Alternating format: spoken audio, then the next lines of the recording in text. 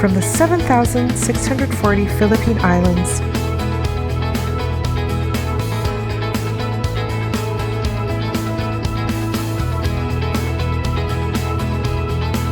to Fort St. John, British Columbia.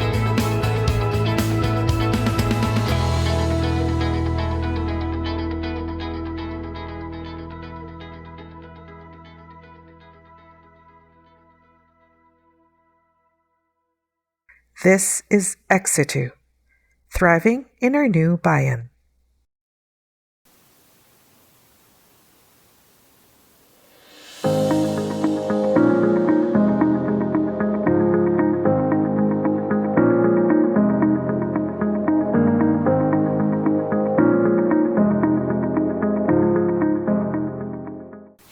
My name is Lorna Nyffeler.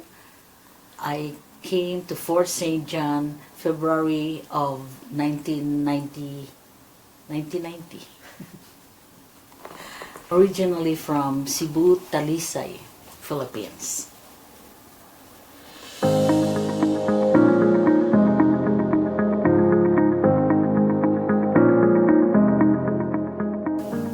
Why I came to Canada is my husband and me, because I married a Canadian husband who is from Fort St. John.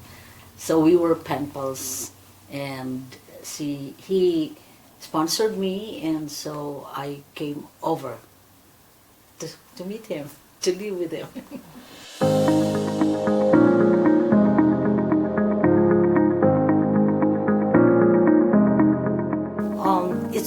It's been a wait because I was the last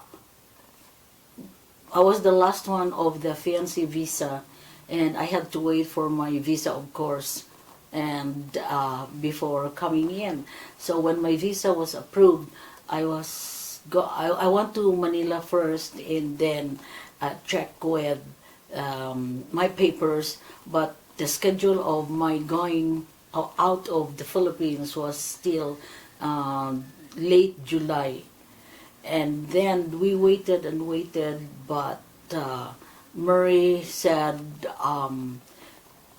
the immigration at the time was in Dawson Creek, and he was told by the immigration it's being postponed, or we are still waiting, and she could come probably December.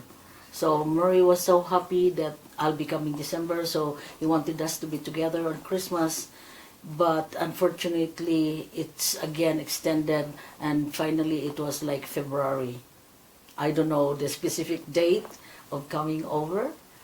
Of the date, it was a long flight. It was kind of mixed feelings, and what are my expectations. But I was with another friend who was also having a pen pal in Calgary.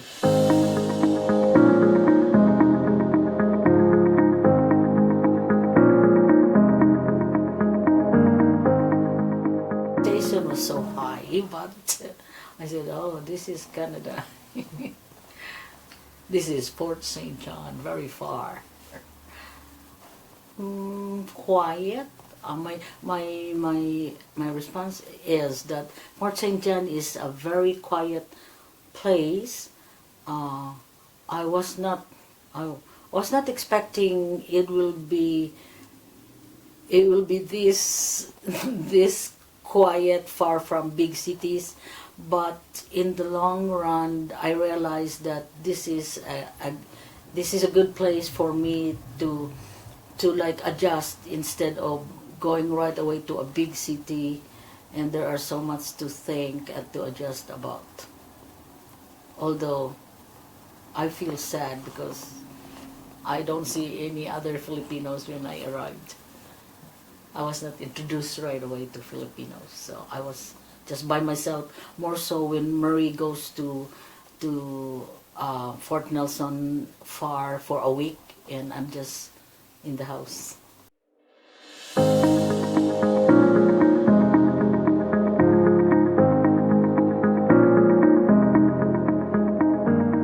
Can't count, or I really don't know, but there were like 5 families because it was June. No, actually it was Ping Beaton, who also married a Canadian and who is teaching in Immaculata at the time. She was the first one we met, and she was introducing us to Agnes Loro, because I thought Agnes was, and we were neighbors in 105th, and I thought Agnes was also a Filipino because she looks like a Filipino.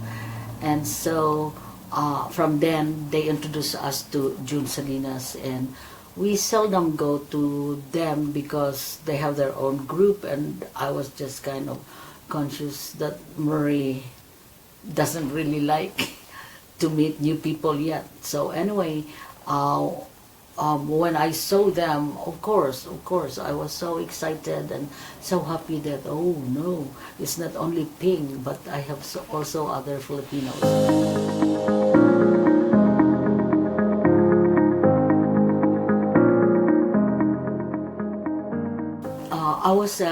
I was a teacher. I taught 17 years with the St. Paul's in Pagadian City. So since I was the only one left behind with my parents, I had to look after my parents because my younger sister was a nurse and was already in the States, and the girl next to me was a nun, so she has her own community. Who was staying with my mom was just me and my papa in Pagadian. And I just enjoyed being a teacher with my mom, who is also a retired public school teacher.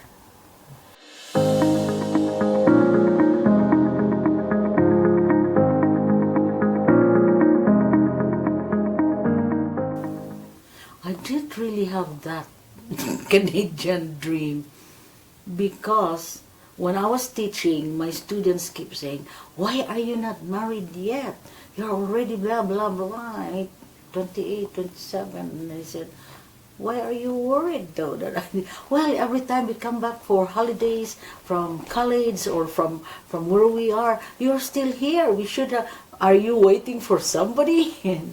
And I said, well, I have lots of pen pals, but nobody is proposing though. Until this cousin of mine, first degree cousin of mine, who married a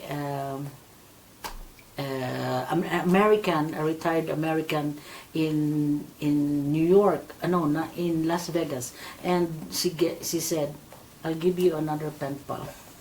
And I said, "And what's the nationality?" And she said, "A Canadian."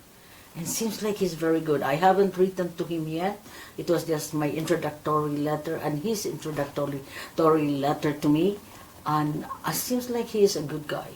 He is professional. He is, here, take it and start writing. And they said, okay, I will. So I did. But 2 months before, after I wrote, nothing was, I said, well, I'm not meant to marry, I guess. I'll stay uncontented and marry with my profession and stay in the Philippines. So then on, I didn't have any dream until Murray answered and said I was on my holidays. I wasn't able to get this letter. For 2 years, we've been writing to each other. And then and when my father knew that he proposes and that he's coming to visit, he said, "You be careful. Canadians are very aristocrat."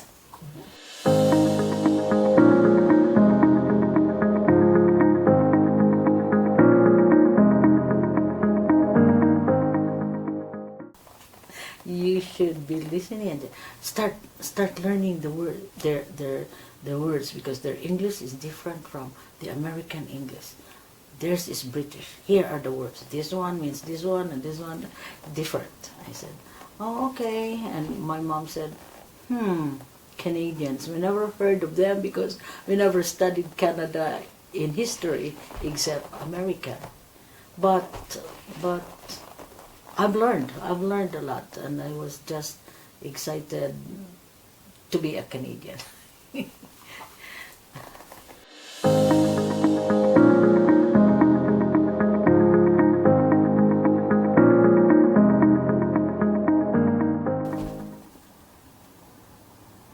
Well, I want to show to my contribution to Canada is that I want to show to the Canadians who we are, who we Filipinos are, and that I want to share our culture, because when we were writing to each other, we were saying, what can you do when you will be here?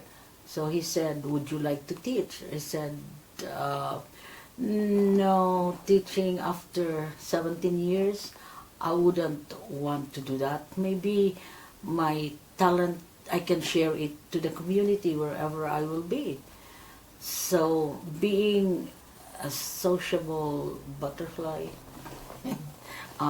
that's what I started my life with. I try to be accommodating to whatever I will fit in the community, and my talent, and tried to work what it did not work too long, because when you have a kid it's hard then. So I guess I brought a very big impact, more so with people I knew.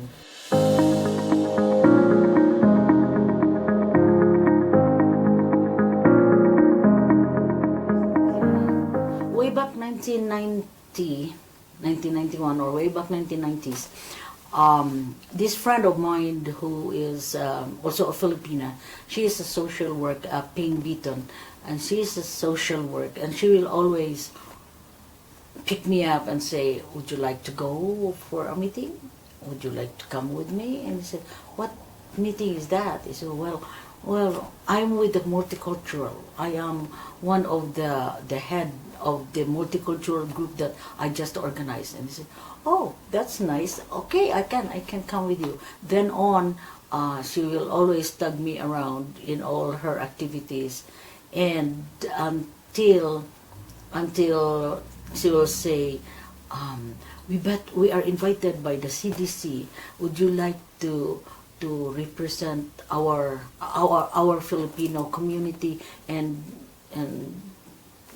show a number? You can dance, I know. I said, oh, okay, I'll do that. So I did that with the CDC in the theater, when it was even Brian Dilly was the MC there.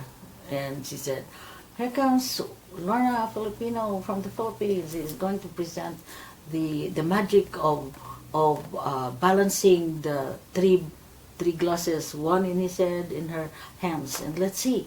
So she was there, you need my help? I said, oh no, I'm fine, I'm okay. So when I was done, it was like everybody was standing ovation and clapping, and said, and Brian said, ladies and gentlemen, she did not use any tape, or she did not use any whatever to hold on those, because I was rolling back and forth. And so that was it. And then on, I have invitations in schools, and teach us this, show us this, your Filipino culture and whatnot. More so when my kids were studying in Immaculata for 2 years, and then in Alvin Hall.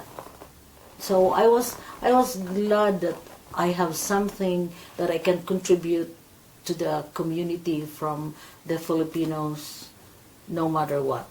Even if I'm by myself or with group, I was fine.